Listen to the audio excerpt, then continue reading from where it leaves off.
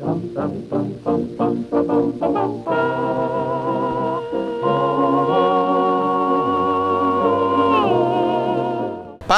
et circenses.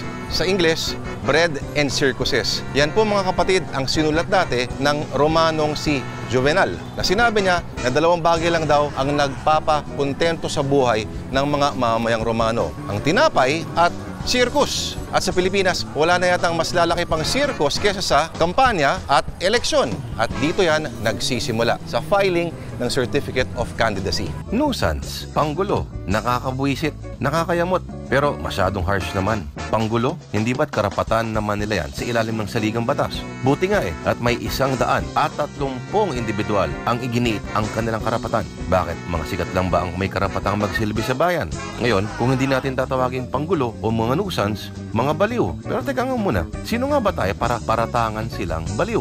Baliw ba ang magpanukala ng ganito para sa mga senior citizens? Lahat ng senior citizens sa buong Pilipinas magkaroon ng allowance na 5,000 every month. Sa minerals ko siya kinuha. Kabaliwan ba ang labanan ng krimen? I am a crime buster because what we need in Malacanang is a crime buster, not a politician. Kabaliwan ba ang mangarap ng isang magandang kinabukasan para sa Mindanao? Itong mga politiko from Luzon, they are corrupt public officials and the people in Mindanao do not trust them anymore. Kabaliwan ba ang igiit ang karapatan ng Pilipinas sa mga isla sa West Philippine Sea? I will not stop until we recover the last island of the Philippines. Kailan ba naging kabaliwan ang magsilbi? Sana po pagbigyan mo kung pagsigitin kayo mga minamahal kong kapabayan. Ang isipin ang tawag ng puso. I do believe that the very hearts of the problem is the problem of the hearts. Ang mamahagi ng talento. Pwede po kayong manilbihan. Kung may talent kayo, yun po ang pwede nyong i-share. Magpakatotoo po tayo. Ang ipagdiwang ang kaligayahan. Pag walang mahirap, lahat tayo happy. Ang tawag noon, tunay na kaligayahan. Ang maniwala kay Rizal.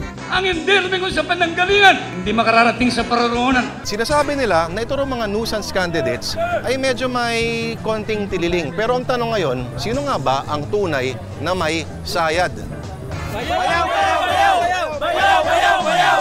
Bayaw! Bayaw! Bayaw! Sila ba nakakaiba mag-isip, nakakaiba magsalita, kakaiba manamit, o mas matagal na tayong baliw kasi kung sino-sino ang mga hinahalal natin. Binoboto natin ang mga sikat lang ang apelido at wala namang alam sa pamumuno. Binoboto natin ang mga magnanakaw. Binoboto natin ang mga kriminal.